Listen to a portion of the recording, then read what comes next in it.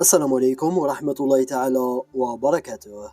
يوسف عطال يتعرض لانتكاسة جديدة في مباراة فريقه لنهار اليوم، وهذا ما جعل بعض من جماهير السد القطري تتشائم من حالة يوسف عطال. شاهد الفيديو للأخير لتعرف جميع التفاصيل، ولا تنسى دعمي باللايك والاشتراك في القناة. تعرض الدولي الجزائري يوسف عطال لإصابة جديدة أخرجته في الدقيقة 66 من مباراة فريقه السد القطري ضد الهلال السعودي في دوري أبطال آسيا للنخبة. يذكر أن هذه الإصابة هي الثالثة له منذ التحاقه بالسد القطري، حيث تلقى إصابة ضد العين الإماراتي في الجولة الأولى وضد استقلال طهران الإيراني في الجولة الثانية.